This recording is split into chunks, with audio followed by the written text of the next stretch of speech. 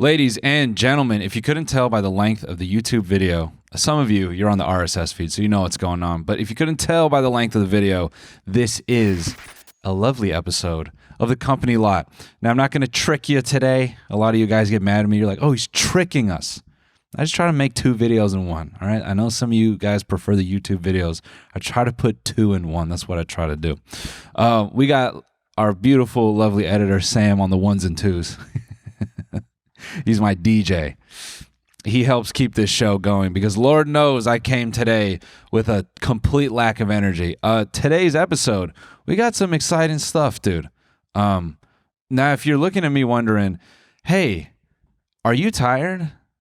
Yes. Yes, I am. I am tired and starving.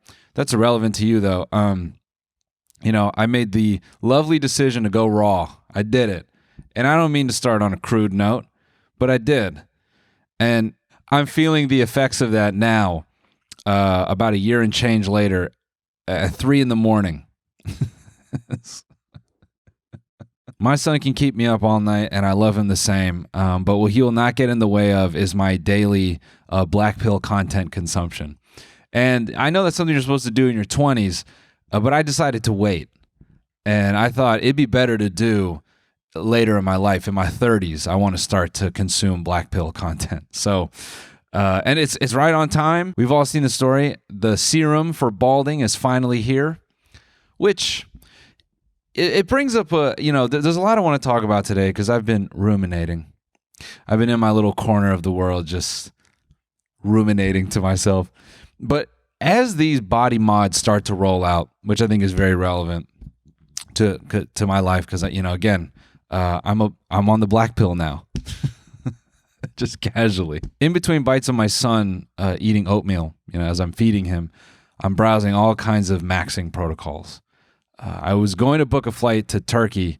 My hairline's okay. Some of you guys think I'm balding. But, I thought, what if I put my hairline closer to my eyebrows? I want it to be more Neanderthal. I want less forehead, if that's possible. You go to a barber to take some away. I'm going to Turkey to put some back. I was going to do that, but now they got this serum rolling out that'll undo balding, which is totally some Sims shit. That is such video game stuff right there. To rub clear liquid on your head and you just start growing akin to a chia pet is just crazy. As body mods start to roll out and everyone starts to look as though they were anime characters, because that's the goal, is everyone needs to be Nordic height, ancient Nordic height, 6'5", 6'7", snatched waist. And that's for the men. The men want the snatched waists. That's what they're looking for.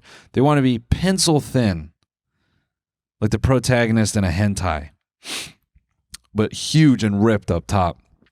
As people begin to look more perfect, the more valuable you begin to look as a non-perfect. No, that's a total lie. I love that we're creating Brave New World. And if you're wondering, is this going to be 45 minutes of scaring the hoes? Yes. We've had a good run of videos where they're all like fun and tongue-in-cheek and yay, energy's up. Now it's time to scare the hoes. I have to say I'm disappointed in my son because, we started him on TikTok early. It's ritualistic now. You see kids everywhere, fresh out the womb. We were eating breakfast about a month ago. I saw a legitimate 5-month-old just binging that Miss Rachel.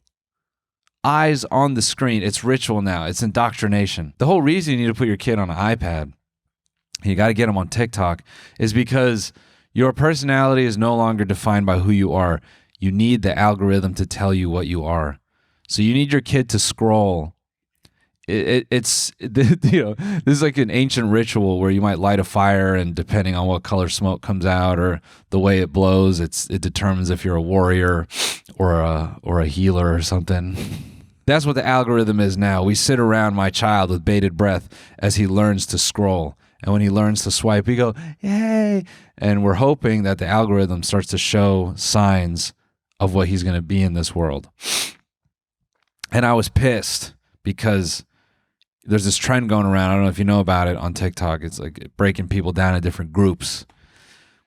And when I found out my son was in group 7, well, I started filling out the adoption papers right there. I couldn't have no, because a couple years ago, if you had a kid, you were just browsing for gay son or thought daughter, but things are more complex now.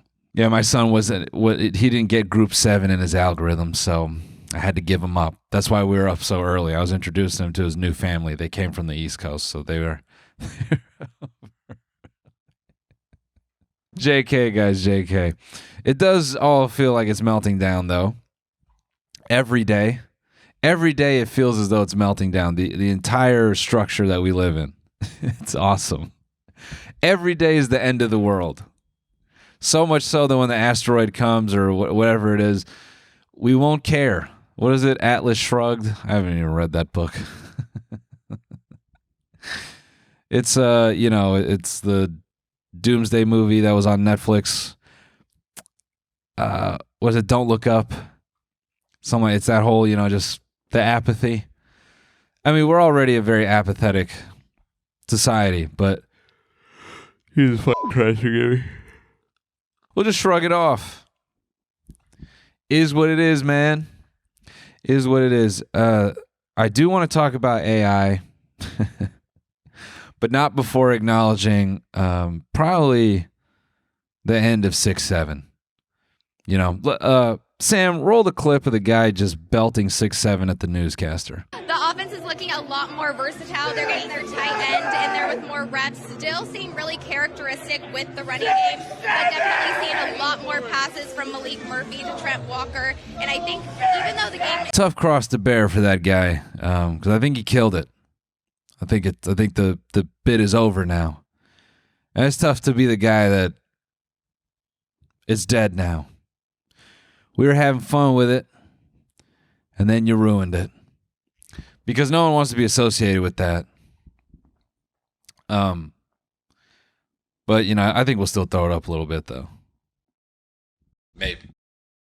It always kind of blows my mind how much a meme permeates just culture. And, it wasn't even 10 years ago where corporations wouldn't even tap into this stuff. And if you were quoting memes from wherever, and I even hate that word, memes. It feels so, I don't know. Just it's got like a ich to it. But corporations and everyone thought they were too good for the internet.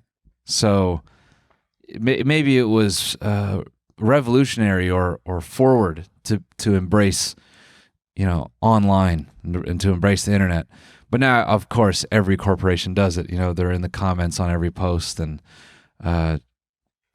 trying to be a personality. Corporations are... I always quote a good buddy of mine that I worked with in advertising. And, he was working on this campaign, and we worked for a very large company.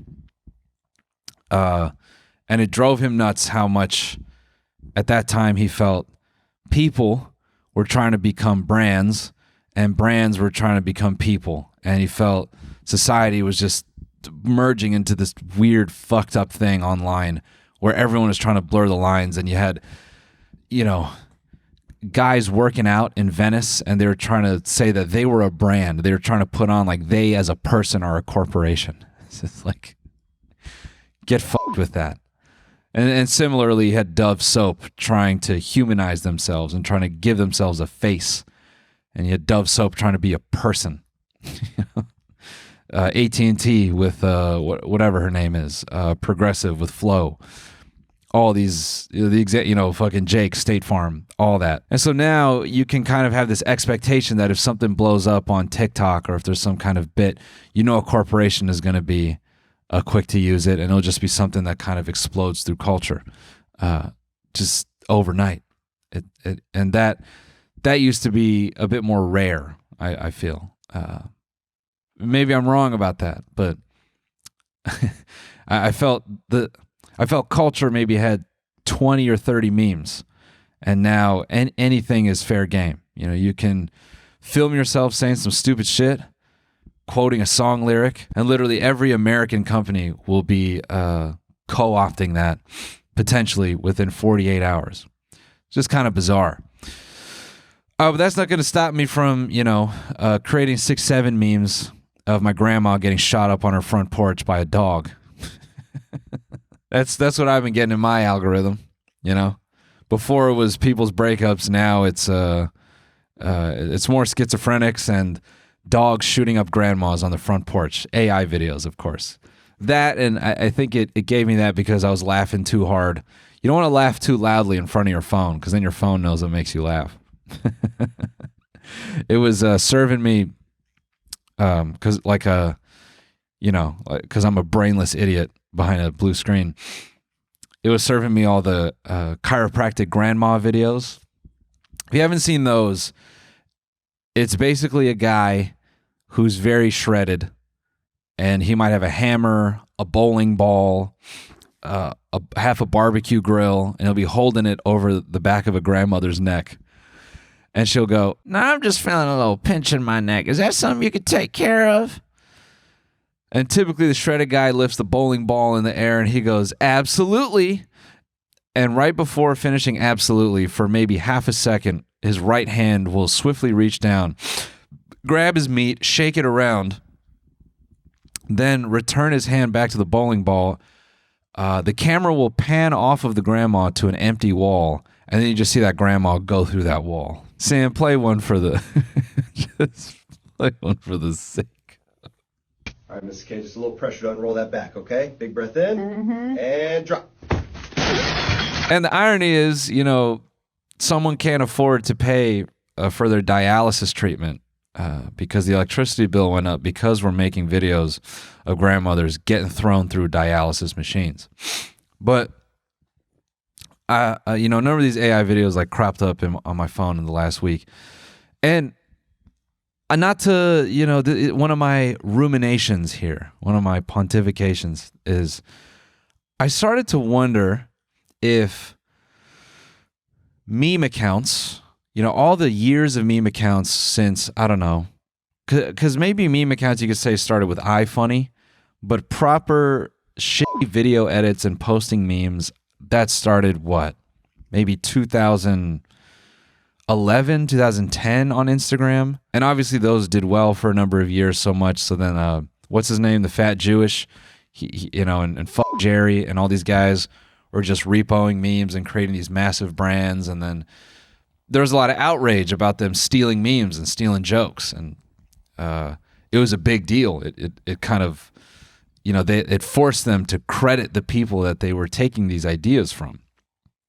And then that all eventually kind of fell apart, right? But I think something that was interesting about those huge meme accounts is those guys who started them, at least, fuck Jerry and Fat Jewish and maybe even Beige Cardigan, I feel like those people went on to take all that popularity and then lift the curtain, and they themselves became a personality. I'm the person who curated and created fuck Jerry. And they kind of, if I remember correctly, that's kind of the angle they took publicly is, I'm not necessarily a thief. I feel like I'm a curator of culture, and I'm acknowledging what's going on in the zeitgeist, and I'm bringing that to everybody. I'm putting a spotlight on people in the zeitgeist. But then, however many years later, you have all these anonymous meme accounts, right? And people who are not personalities, and the humor maybe gets darker, gets more fucked up, and that probably lends to the fact that these guys are anonymous because they don't want their identity out there for the type of humor that they're putting out. Now Instagram, at least, I would say between Instagram and TikTok, they're both littered with anonymous meme accounts, right? I'm getting to a point here, but I feel like I need to set the stage. I don't know if it's like this for everyone, but I talk to friends that say, "Oh, do you follow SpongeBob 54 or something?" They name some obscure meme account. You can go down a rabbit hole of finding these meme accounts, and people say, "Oh yeah, I follow that one," and you're sharing, and then you're looking at all these anonymous people as curators of funny things, right? And then over time, you could build an algorithm or a following list, and you say, "Oh, everything I follow is so fucked up," right? I think that's at least a guy thing to say. Probably not a lot of the ladies doing that. Plenty of dudes, though, following cartel death and car crash death and, racist memes across whatever. Just kind of poisoning your brain at work.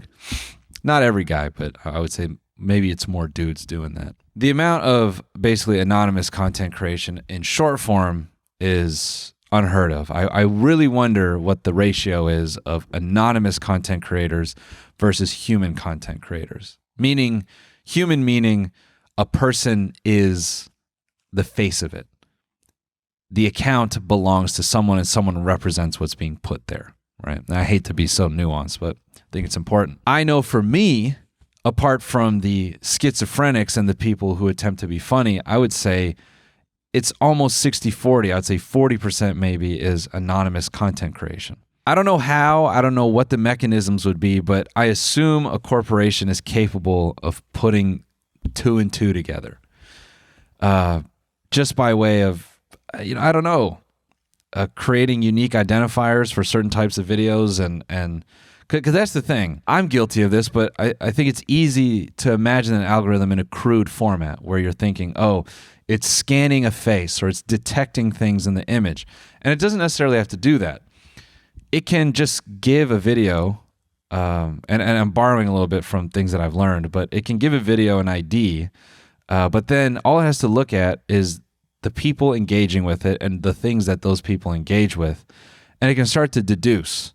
And if something meaning content is engaged with by a certain group of people and seems to be interacted with similar to other videos with this type of ID and sort of these characteristics, then an algorithm can deduce maybe what the video is. Maybe not necessarily that it's a meme, but it's a certain style of content that is similar to other content creators, which inevitably I think would lead an algorithm to be able to bucket these types of accounts attract these types of people. And just through your own likes and your own comments and your own shares, an algorithm may not consciously know that it's bucketed a bunch of meme accounts, but it has a grouping of these accounts are attractive to these people. And so you essentially create the walls and you create the box for yourself just by way of interacting with it, right? Ladies and gentlemen, I have to take a quick break to thank a sponsor of today's episode, which is MeUndies. Fall is here, the beers are colder, football's back, and the fits are getting layered. But if you're still rocking old beat-up boxers under those flannels and jeans, we gotta talk. It's time to upgrade to MeUndies. These things are ridiculously soft, like don't want to take them off soft. They're made with micro-modal fabric that feels like a cloud, but they still breathe when things heat up. And yeah, they got legit stretch. Whether you're crushing wings on the couch or tossing the pigskin, you're covered. And just in time for the spooky season, MeUndies limited edition Halloween line features fun, festive prints, including glow-in-the-dark underwear, so you can bring the spooky vibes underneath it all. MeUndies has a cut for every butt with over 20 different styles in 100 different colors and prints. MeUndies' signature super soft micromodal fabric is breathable, stretchy, and unbelievably cozy. Perfect for crisp mornings, chilly nights, and everything in between. Whether you're layering up for a hike, lounging in a flannel all day, MeUndies moves with you and keeps you comfy. And if you want even more seasonal comfort, you can try the Breathe line, designed with moisture wicking and anti-odor tech to keep you fresh through fall workouts or just a long day of pumpkin picking. They use sustainably sourced materials and work with partners that care for their workers. If you're not happy with your first pair of MeUndies, it's on MeUndies. With more than 30 million pairs sold and 90,000 five-star reviews, MeUndies is an essential summer must-have for every drawer. MeUndies are great. Not only does fall bring cooler weather, but also brings busier schedules. And, I'm on the go. I'm a busy guy. I'm touring. I'm doing a lot of different things. So I got to make sure I got comfortable clothing on the bod, especially underneath the pants, because I don't do shorts.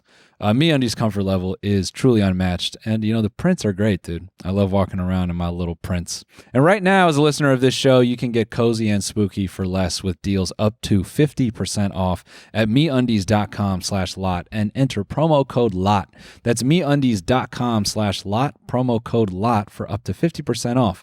MeUndies, comfort that's made for fall. You know, lately I've been looking to find the best deal on sports tickets in LA, which is why I want to give the sponsor of today's video, SeatGeek, a huge shout out. With over 28 million downloads, SeatGeek is the #1 rated ticketing app. There are more than 70,000 events listed on SeatGeek, including concerts, sports festivals, and more.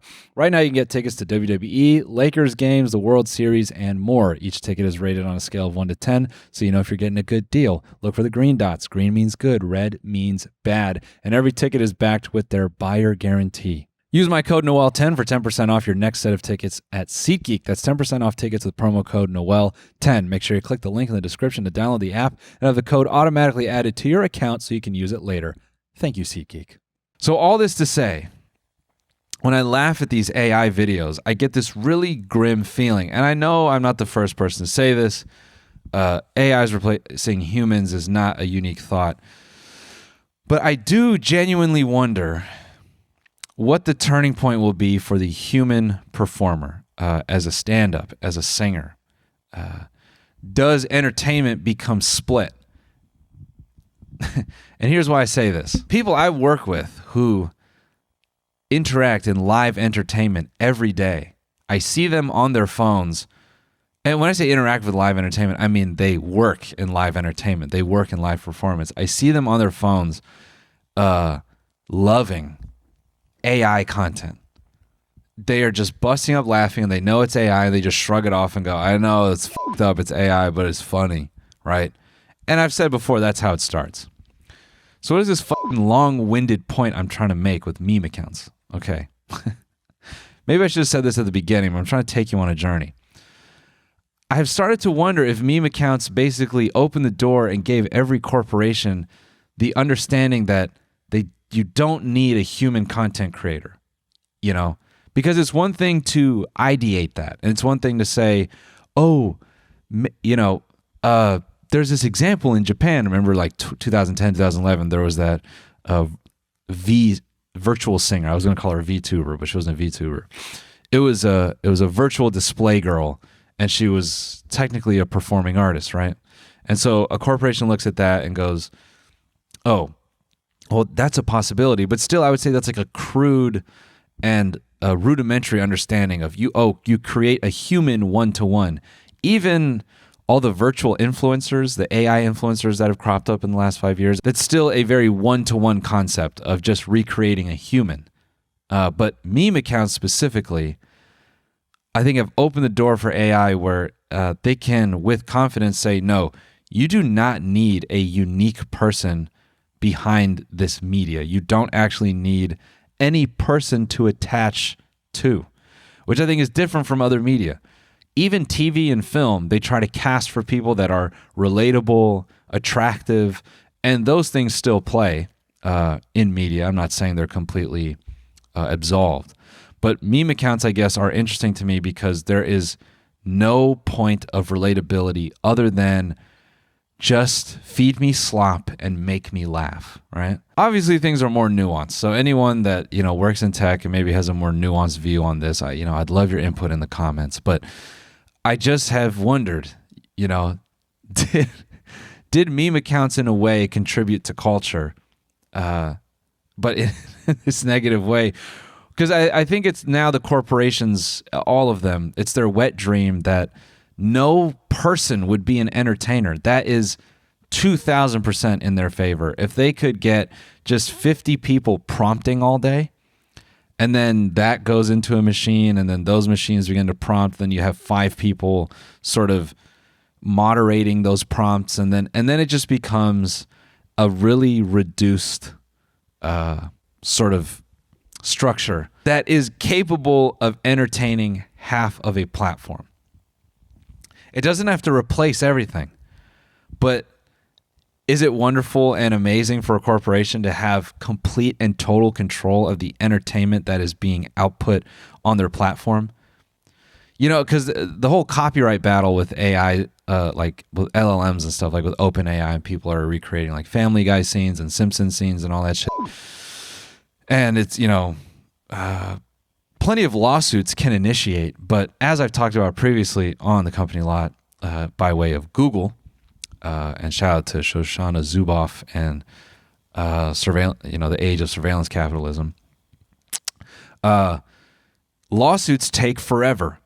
And so for that period that the lawsuit isn't getting, that's not stopping you from just amassing all that information, which, you know, they can train, they meaning a corporation can train LLMs on entertainment. And then by the time the lawsuit hits, they can subvert all that by maybe stripping it out or taking what they've learned from feeding copywritten material in there and filtering it through their software and making it output different results, you know, whatever it is. That is data that is free and available to them now just by virtue of people putting that shit into the LLMs. So I get this grim feeling when I look at people, everyone around me and myself being entertained, purely, genuinely, authentically entertained by non-human content creation willingly. I think that's the difference. It's not hitting me as a surprise and I'm going, wait, what the fuck? Oh, that was AI? That's crazy. I'm seeing the Sora sort of fucking thumbprint and I'm going, this is fine. Because now I'm trusting the person who prompted this made a funny joke. And I don't, you know, I've been disarmed where it's like, oh well, you know, I'm losing offense to this. I'm being grinded down from it because I think I'm trying to live by what's true to me, and what's true to me is it's funny, and I think that's how most people try to live. I think people try to live in their truth, right? Whatever that is, and it is entertaining. So, and I would say I give a certain, maybe an extra level of scrutiny, not because I'm special, but because when I watch media, I try to be on a little bit of defense. And I would say most people don't have the time or the interest in having that much defense when they're consuming content in a phone. So, you know, I genuinely question when a human performer truly becomes like a specialized concept. We know that humans are social creatures, but if technology starts to hit us earlier and starts to intercept us earlier and grind and change the way your brain, like literally, like the way it actually functions, and this invokes all these conspiracy theories that I'm seeing, and I don't even know if you can call it conspiracy, but you know, some people theorize that every platform wants you consuming AI. They want you using AI. They want you dumber. They want you illiterate because it's in their favor to not have to fight with you to get you to use the product and to get you to fucking munch down advertising and you know, whatever else. I think we can all feel that we're in the midst of a really crazy change culturally. And I feel this, bro, when I do stand up, I genuinely feel like I am in the final waning hours. And I'm not saying this is dying next year or the year after. It could be a decade. It could be 15 years. But I feel genuinely I'm participating in the waning hours of people seeking a live performer. And I hope I'm wrong about that. I really do. I hope I'm nowhere near correct about that. But that is the feel I get when I'm on stage. I feel like I'm doing something that is... people will not want it in the future. They will not, because they'll be trained to not think of a person providing them with a point of view or entertainment. It will just come to them naturally by way of a screen. Yeah, I can get all that from browsing Sora. That's where my schizophrenia is at. I started to think that because I've been tracking a little bit all the crypto drama. And by the way, you know, I talked about some crypto drama recently and when the stock market had crashed, and I do have to issue a small correction. I got baited on an AI story of a crypto influencer self-deleting, and that didn't happen. My bad. I also saw some article that was getting passed around on Twitter about how AI is creating more articles than humans. And then I found out that that image was based on data that was produced by an AI. So it's in everything now. It has taken over so fast. And obviously it's not perfect, right? And I think that's a bit of cope where people are trying to say, oh, at least in the realm of software, people say AI can code, but it can't build software. You need someone to kind of refine it. But eventually that gets better, right? Maybe AI never fully replaces a person. It probably will. But maybe it will replace so much of what we do just in the way that it's shaping our culture. And I think about the future and how unavoidable technology is going to become. And maybe I'm wrong about this too, but I see this just sort of like splitting of worlds. Maybe more than it was before. How this relates to crypto is there's a lot of chatter about stable coins, and I tried to make that video about it, and it was just so fucking boring, and I'm sorry about that. But and honestly, I'm taking this episode to kind of puke a bunch of thoughts in my mind because I feel like I'm going fucking crazy. I actually feel like I'm losing my mind, like it's slipping or something. But in that video, I was trying to bring up how basically crypto is working its way into our economy. And now people are theorizing that there's this intentional crashing of the dollar to take advantage of crypto. There's been a handful of stories of people taking advantage of Trump manipulating the crypto market. It's creating serious FOMO for people, me included. I think, goddamn, you know, I was right there with crypto. I could have been a bajillionaire, this and that. And I think I'm only thinking that because I fear the collapse, right? But then I wake up and I just have a coffee and I live my regular life. And hopefully I can do that until I die. You know, I don't know. All that to say, I'm tracking all this crypto drama, and it seems that crypto, for better or for worse, it seems it may play a more significant role in our economy. What that means for us, you know, I don't know. I can't call it. But I think it's an aspect of the sort of digitization of our society.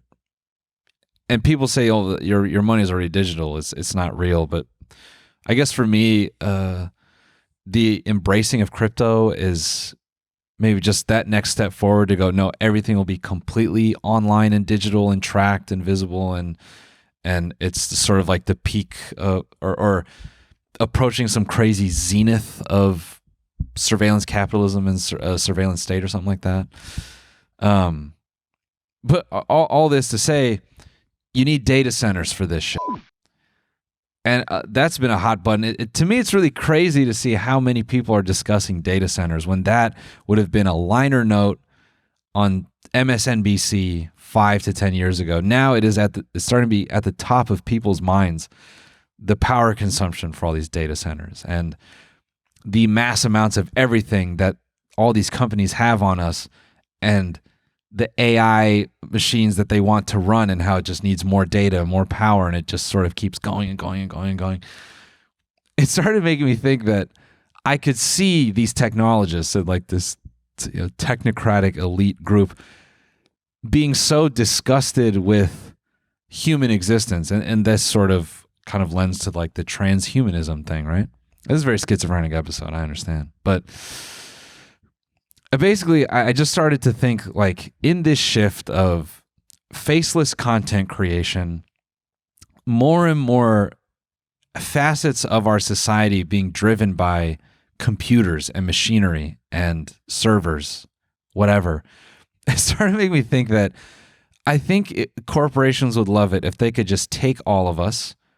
Literally, you don't live in an apartment anymore. You live in a data center. You are consciously in a data center. And your whole fucking consciousness is in a server. Now, that is a fucking layman's fucking, it's a dumb person's observation of the world, right? Maybe not stupid, but that's like a projection because I think I'm an idiot. But maybe that's sort of a not a revolutionary concept, right? It's sort of lower on the ladder now. Maybe 20, 30 years ago, that was like an insane idea, but now we can see it. But I guess in the same way that I'm still offended that someone said I'm fucking full of shit for theorizing that a corporation would synthesize your opinions into raw text and start to comb through that and fucking come after you for it. We see that now. There's this company, I think it's called Final Spark. Let me look it up. Final Spark. Yes. Final Spark. Now, when I bring this up, I'm not speaking to the effectiveness of this. I'm not speaking to its immediate potential in the near future, but it is something that to me feels so relevant. And I kind of glossed over this, but to transhumanism. And transhumanism, if you're not familiar, it's this thing being peddled by Peter Thiel, where it's this idea that you can, let me save you 40 ums. I know I hit you guys with 50,000 ums per company lot, and it's because I'm zapped from Lexapro. I'm sorry. I cold turkeyed and I gave myself brain zaps, and now I can't think right anymore, and I have a permanently barred out vocal affect. My bad. Transhumanism, according to Wikipedia, is a philosophical and intellectual movement that advocates the enhancement of the human condition by developing and making widely available new and future technologies that can greatly enhance longevity, cognition, and well-being. Maybe I'll do a separate video on this because it is very relevant to now. But if you want to put that in simple terms, it's putting a fucking computer in your head. It's physically getting taller, willingly.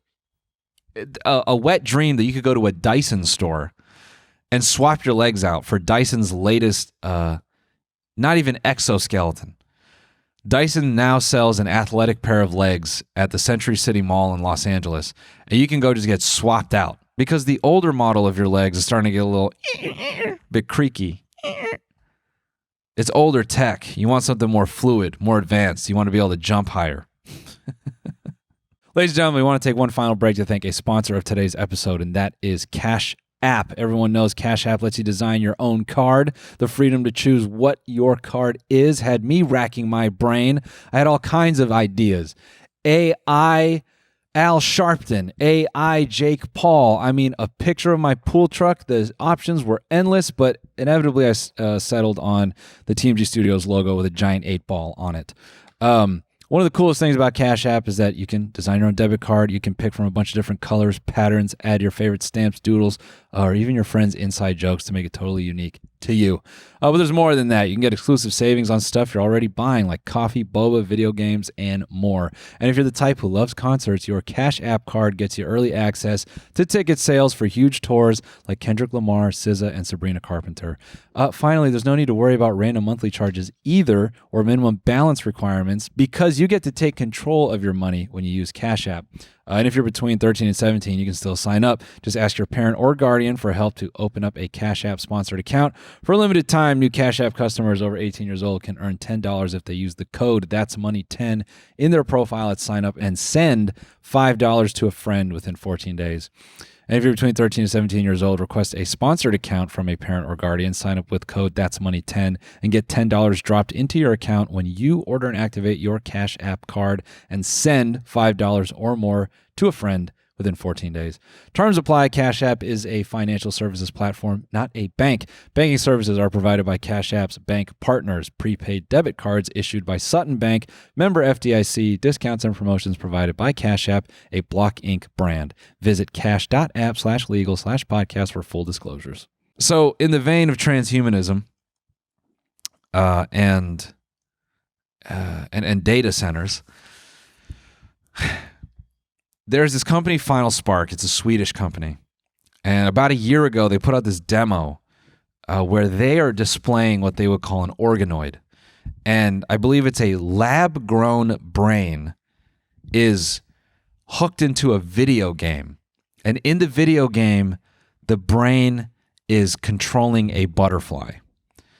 And I don't know if the brain has conscious awareness. Like, I don't know what level it can think at, but essentially the brain is operating and moving in this virtual world, and that is its extent of consciousness.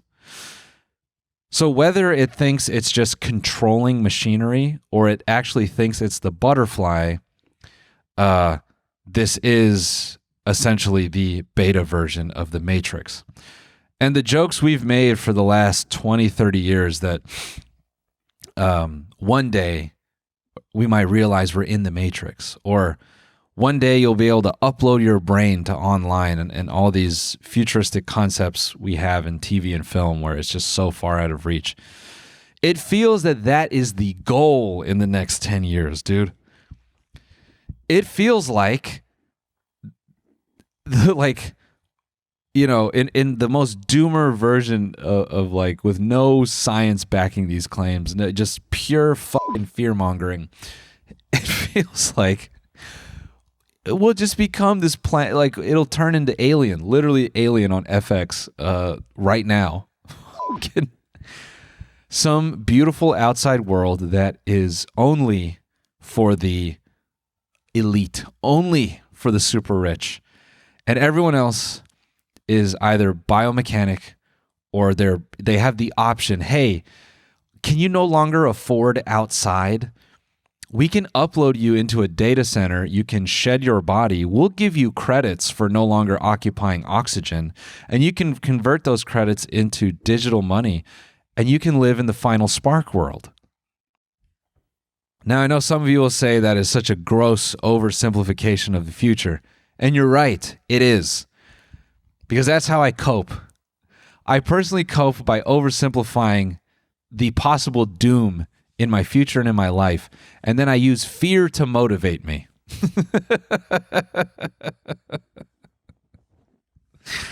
I don't know if you guys know that. I use fear to get through this world. I back myself into insane corners to push forward. We're at the end here, so now I get to be genuine, right? And I think it's worth saying, thank you everyone who subscribed to TMG Studios to just support the studio and watch the latest short film. I do feel it's necessary to bring up, because I've talked about the network here in the past, and I didn't do a very good job because some of you thought your takeaway was the network is 20 employees that work just on my YouTube channel, and that is so far from the case. So allow me to say explicitly, we have 6 different shows on network. We have The Crash Dummies. We have Are We Still Friends? Upstairs Neighbors. Brooke and Connor Make a Podcast.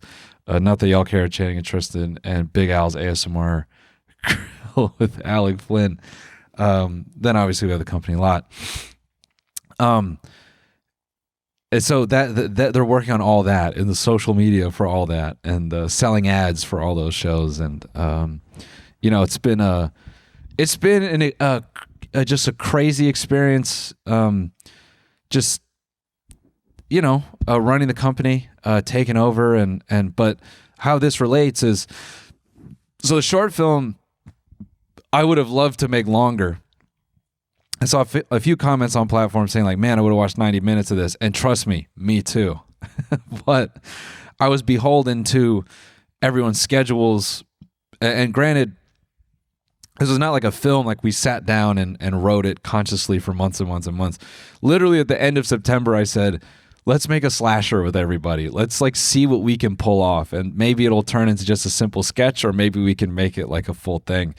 And we did about 5 to 6 days of shooting. And maybe I don't know, I get into like a BTS of all this. I don't even know if people give a shit about BTSs and all that anymore. But we learned so much. We literally, shout out to my guy Joe.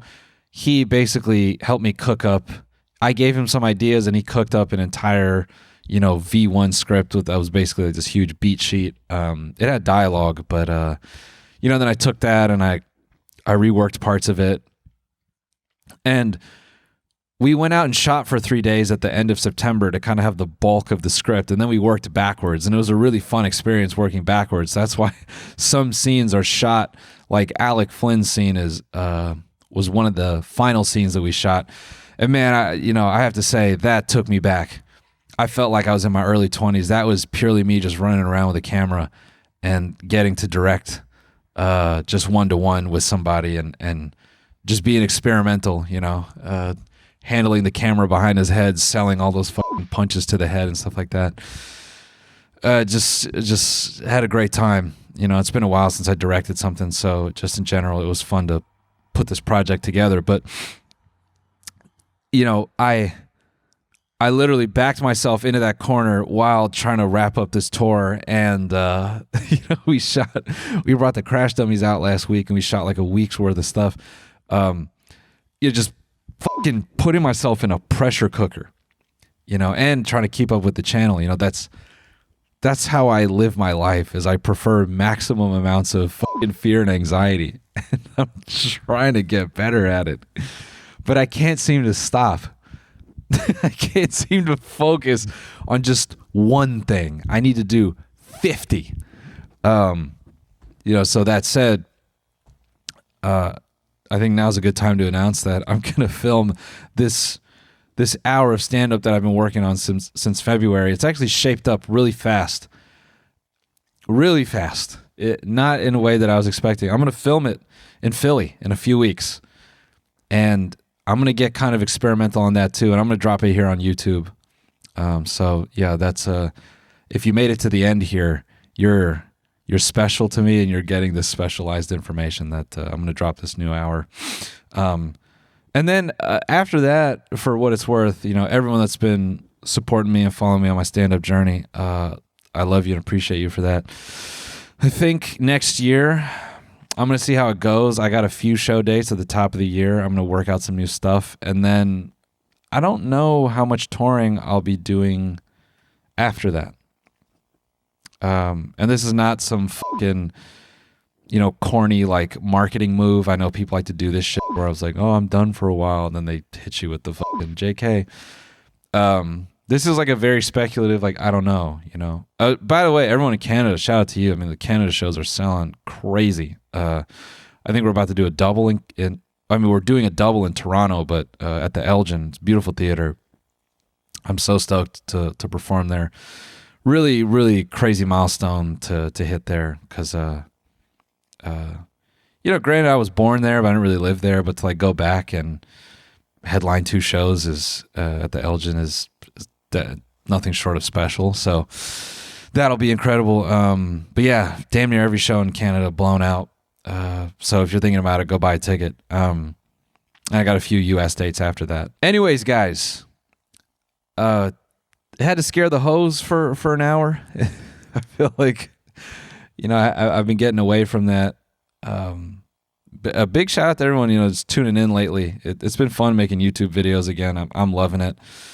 I am just loving tweaking it. I always had a vision for what I think I wanted these videos to be. And when I say I had a vision for what I want these to be, I'm talking back in 2017, 18. I legitimately was doing versions of this.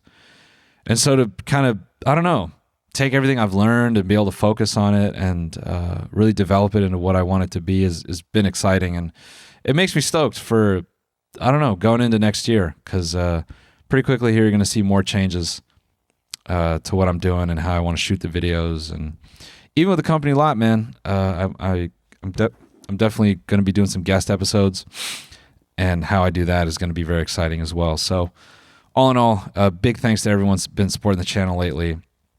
I'm really, really creatively motivated, more than I've been in a while, maybe ever in my life. I don't know. I feel this like real strain of inspiration. I guess that's not a great way to phrase it, but yeah, the inspiration I feel lately is just it's one of one. So yeah. Anyways, gang, thanks for listening. I'll see you on the next one. Goodbye.